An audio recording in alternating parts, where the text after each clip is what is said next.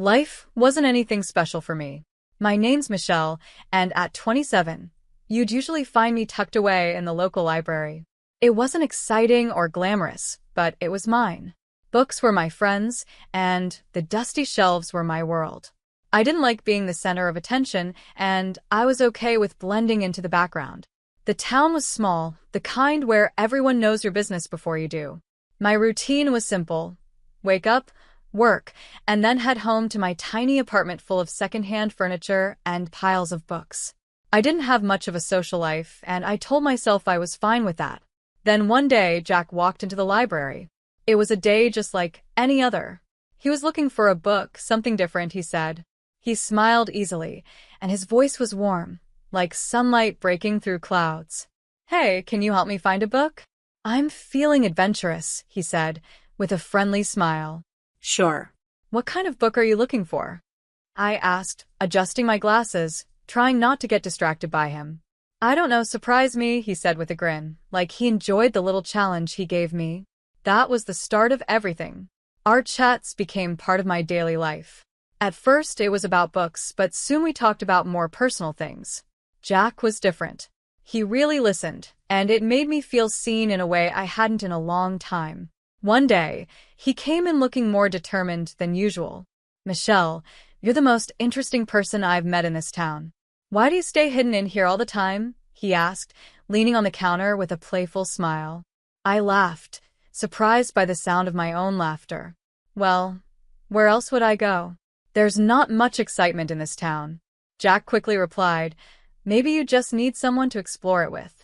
How about dinner tonight?" My treat. I hesitated, not used to this kind of attention. "I don't know, Jack." "Come on. What's the worst that could happen? You spend an evening with a guy who likes your book recommendations. Plus, I promise it'll be fun. You can show me the hidden gems in this town," he said, his confidence contagious. Against my better judgment, I agreed. "Okay, sure, but no fancy places." "I don't do well with all that fancy stuff," Jack said, his smile lighting up the room. "I'll pick you up at 5. Wear something comfortable." That night changed everything. Jack showed me parts of the town I had never seen, even though I had lived here all my life. He made me laugh, a deep, real laugh that I didn't know I could. He listened to my stories, dreams, and fears, never making me feel small or unimportant. As we walked back to my apartment, he stopped and looked at me seriously. "Michelle, I know we've only just met, but there's something about you. You're not like anyone I've ever known. You're real, and that's rare in a world full of fakes." I didn't know what to say. No one had ever talked to me like that before. "Jack, he gently stopped me, putting a finger on my lips. "You don't have to say anything. Just know that I see you." "Michelle, I see who you are, and I like what I see." Jack had always been the best part of my day, making everything brighter with his care and love. He made me feel noticed, calling me beautiful, kind, and smart, things I rarely believed about myself. His warmth made me believe in forever and want it. When he asked me to marry me, it felt like a dream. "Marry me, Michelle. I can't imagine my life without you," he said, his eyes full of sincerity. I didn't hesitate. "Yes," I said, feeling excited and surprised. But before we could start planning our wedding, we had to meet his parents. Jack had warned me beforehand. "My parents have high standards for who I bring home, but don't worry. They're going to love you once they see how great you are," he said. But his words didn't calm me. I was nervous and searched my wardrobe for something simple but nice. It felt like there was no perfect dress to choose. Jack stayed calm, acting like he wasn't worried about the meeting. "You're overthinking it, Michelle. Just wear what you're comfortable in," he said, which made me even more nervous. The day came, and I chose a simple blue dress that I hoped was just right. As we drove to his parents' house, Jack seemed more interested in the music on the radio than meeting them. "You sure they're going to like me?" I asked, needing some reassurance. They'll come around. Just be yourself," Jack replied, glancing at me before focusing back on the road. His relaxed attitude was a sharp contrast to the anxiety building inside me. As we walked up to the door of Jack's childhood home, my heart was racing. His earlier warnings echoed in my mind, making me nervous about the judgment I was about to face. The door opened, and we were greeted by Jack's parents, their expressions hard to read. Dinner felt tense. Jack's parents asked me questions that felt more like an interview than a casual conversation. "So, Michelle, Jack says you work at a library. Do you see yourself doing that long-term?" his dad asked, his tone hinting that he didn't think much of my job. I stumbled for an answer, trying to stay confident. "I love working there. It's fulfilling in ways I can't quite explain," I said, hoping my passion would be enough. Jack stayed quiet through most of it, offering little help as I faced question after question. It felt like I was handling everything on my own, while Jack just watched. On the drive home, the silence was heavy. I was disappointed, not just with the dinner, but with Jack's lack of support. "I thought you said they'd warm up to me," I finally said, my voice tinged with hurt. Jack shrugged. "Give it time, Michelle. They just need to get to know you better," he said, but it didn't comfort me. After a few more dinners that felt like interrogations, it was clear his parents weren't my biggest fans. They seemed to think I was after Jack's money, which wasn't true at all. I hadn't even known about his wealth until he mentioned it. "My parents are a bit old-fashioned," he told me one night. "They worry about stuff like money and status." One evening, Jack came home looking more serious than usual. "We need to talk," he said, avoiding eye contact. That's when I knew something was wrong. "What's going on?" I asked, feeling uneasy. "It's my parents," he said, finally looking at me. "They want us to sign a prenup." The word felt strange and bitter in my mouth. "Jack, you know I don't care about your money, right?" He sighed, running his hands through his hair. "I know, and I don't care about it either, but they're firm about it. They think it's for the best." I was hurt, not going to lie. It felt like they were already expecting us to fail. But I loved Jack more than I cared about his parents' approval or a piece of paper. "Fine," I said, giving in. I snapped. "Fine, let's just sign it and get it over with. I don't care about the money, yours, mine, whatever. I just want to be with you." Jack looked relieved, and a part of me resented that. Thank you, babe. "I hate this as much as you do, but it's just a piece of paper. It won't change anything between us," he said. So we signed it. A lawyer his parents knew prepared it, making sure we couldn't touch each other's things if things went wrong. It felt like we were signing a contract of distrust before even starting our life together. But I pushed those thoughts aside. I was in love, and love was supposed to fix everything, right? Our wedding was simple, just the way I wanted. A few close friends, an intimate ceremony, and the promise of forever. I moved into Jack's house after the wedding. It was a nice place, nothing too fancy, but it felt worlds away from my old apartment. His parents lived nearby, and I soon learned that meant unannounced visits, which felt more like check-ins on me. At first, life with Jack felt like a fairy tale, but slowly, the magic faded and reality set in. It wasn't sudden, but there were signs. The first crack came from his mom, Olivia. She dropped by without notice, looking around the house like she was inspecting it. "Remember, this is Jack's house. Everything here belongs to him," she'd say. I tried to stay calm. "I know, Olivia. I'm not here for his things. I love him." She scoffed. "Love doesn't pay the bills, dear. Just remember, if you ever leave, you leave with what you came with, nothing." One day, she walked around the house, pointing at everything. "This couch? Jack's. That painting? Also Jack's. Just keep in mind, if things go south, you have no claim on any of it," she said with a fake sweetness. It was like she enjoyed reminding me I didn't belong. Jack's dad, Jerry, wasn't any better. He and Olivia acted like they owned the place. They'd walk in, demand coffee right away, complain it was too weak or too strong, and then sit in front of the TV, expecting me to serve them. "Grab us some chips, will you? And maybe do those clothes piling up," Jerry would say, without even looking at me. The worst part? Jack never stood up for me. He'd laugh along with them, throwing in his own jokes. "Yeah, she's still learning how to do things right around here. Give her time," he'd say. I felt like I was losing my mind. This wasn't the man I fell in love with. I felt like I had married someone completely different, someone cold and uncaring. "Do you even hear yourself? How can you let them treat me like this?" I confronted Jack after his parents left. Babe, they're just set in their ways. You know how older people are, he'd say, brushing it off like I was making a big deal out of nothing. They don't mean anything by it. Plus, we're living on their dime. Can't bite the hand that feeds, right? That hit me hard, like a slap in the face. So that was it. I was just the freeloader, the girl who married into their little empire and had to follow their rules or leave. My job at the library, which I loved, was a joke to them, just another reason to look down on me. The days blurred together, each one feeling the same as the last. Then came an ordinary Tuesday that changed everything. I was at work shelving books when a sharp pain hit my stomach, doubling me over.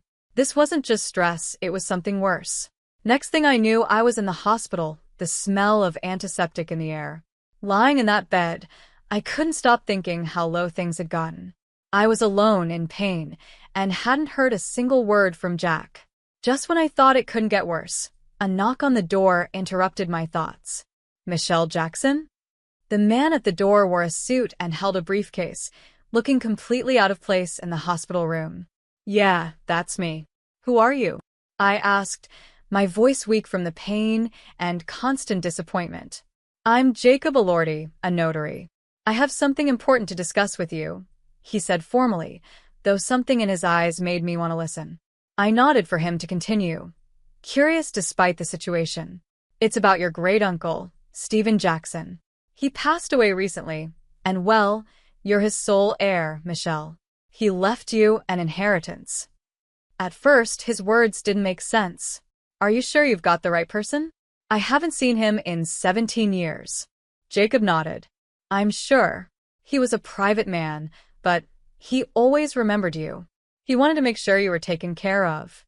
Lying there, a mix of confusion and anticipation washed over me as I watched him open his briefcase and pull out the documents. Your great-uncle was quite wealthy.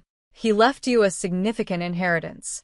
We're not just talking about money here, though there is plenty of that $70 million to be exact. I blinked, struggling to process the words. $70 million? $70 million? I repeated, my voice cracking. That's right, Jacob continued, unfazed by my shock. But there's more. You're also inheriting shares in several large companies. These aren't small investments, these are significant stakes in some of the most stable and profitable firms. My mind was spinning, trying to grasp what he was saying. Owning parts of companies I'd only heard about on the news seemed like a dream. And there's the property, Jacob went on, flipping through more papers. An old, large house in one of the most prestigious areas. It's not just any house, Michelle, it's a mansion with history, acres of land, and it's all yours now. I try to picture it, the kind of house you only see in movies. It was overwhelming. Don't forget the antique car, he added with a small smile, as if anticipating my surprise.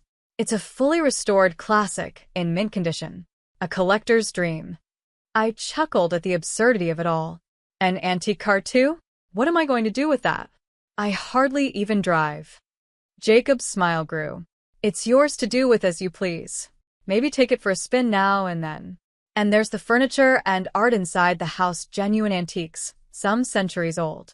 Your great-uncle had a real eye for the finer things in life. The room seemed to close in as I tried to process everything. So, I've inherited a fortune, a mansion, a classic car, and valuable art and furniture? This doesn't seem real. It's all yours, Michelle. Your great-uncle wanted to make sure you were taken care of. He must have seen something special in you. Special? I didn't feel special, especially lying in a hospital bed after the worst few months of my life. Yet here I was, suddenly a millionaire with a legacy I didn't even know existed. Thank you, Mr. Elordi, I said, feeling a mix of gratitude and disbelief. This is a lot to take in. I don't even know where to start. We'll take it one step at a time, he reassured me. I'm here to guide you through the whole process. As if on cue, my phone buzzed. Jack's name flashed on the screen for the first time in days. I ignored it and turned back to Jacob. What happens now? We'll need to go through some paperwork, but the inheritance is officially yours. Your life is about to change, Michelle. And change it did. After the sudden windfall, Jack and his parents, seemed to transform overnight. Their daily hospital visits felt like scenes from a cheesy movie. Jack, who couldn't be bothered to check on me before, was now hovering constantly, adjusting my blanket with a fake concerned look. "How are you feeling today, love?" he'd ask, his voice dripping with a sweetness that didn't reach his eyes. His mother, Olivia, was even more dramatic, calling me darling and acting overly concerned. "I'm going to cook your favorite lasagna when you get back home. Just you wait," Olivia said, her smile wide but not quite reaching her eyes.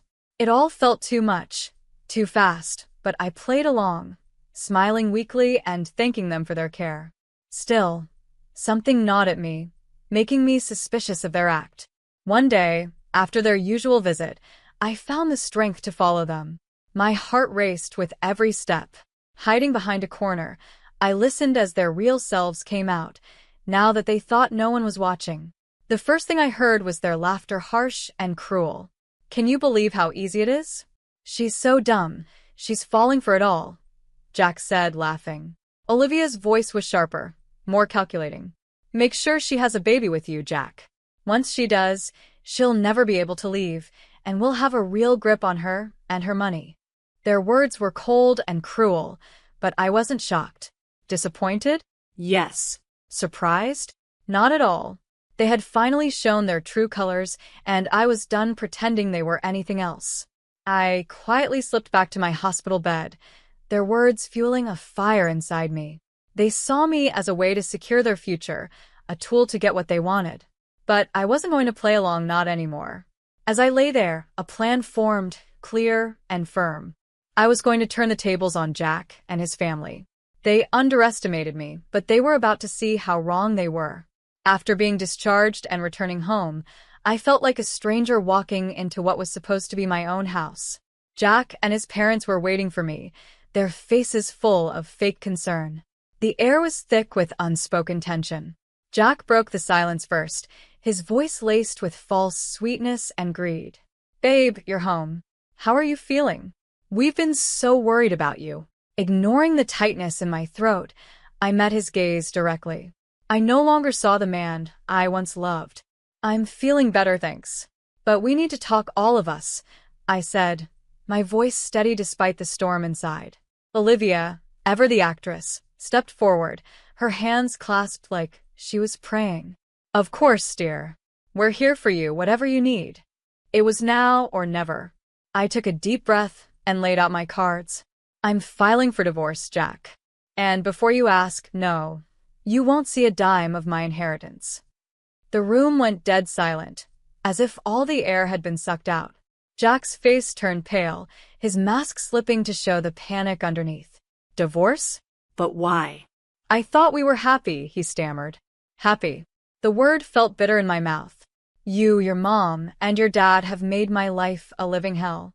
You've treated me like a servant, not a wife. Now, all of a sudden, you care about me because I'm worth something to you." Jack fumbled for words, but Olivia quickly stepped in. "This is nonsense. We've always treated you like family. You're imagining things, dear." I rolled my eyes and pulled the prenuptial agreement from my bag, waving it in front of him. "This is what saved me. You thought you could fool me, but I'm not the naive girl you took me for." Jerry, who had been silent until now, finally spoke, his voice filled with anger and defeat. "You'll regret this. We're your family." "No," I said firmly. "You were never my family. A real family doesn't treat someone like dirt and then act sweet when money is involved. I'm done." Moving into my own place felt like a breath of fresh air. The apartment was small and cozy, a complete contrast to the life I had left behind. It wasn't just a new home, it was my declaration of independence, a fresh start. The phone calls started almost immediately. Jack was the first, his voice desperate. "Michelle, please. You've got to come back. We can work this out." "I know we can." His pleas fell on deaf ears. I was done, and no amount of begging would change that. "Jack, it's over. I'm not coming back. You need to accept that," I said firmly, leaving no room for discussion.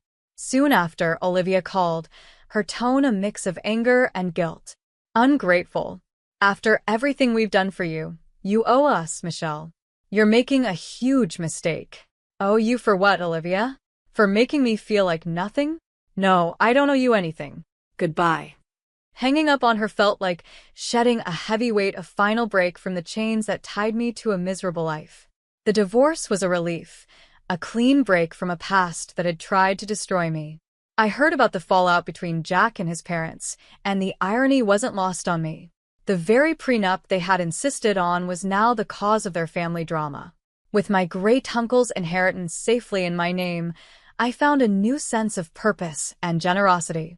I donated a large portion to charities that mattered to me, supporting causes that could make a real difference. But my true passion became the bookstore. It was a cozy place for people who loved old and rare books, a way for me to reconnect with the world on my own terms. My journey hadn't been easy. It was filled with challenges and heartbreak. But standing in my bookstore, surrounded by the stories of others, I knew I had found my happy ending. It wasn't just about moving on from Jack and his family's control. It was about rediscovering who I was and what I loved.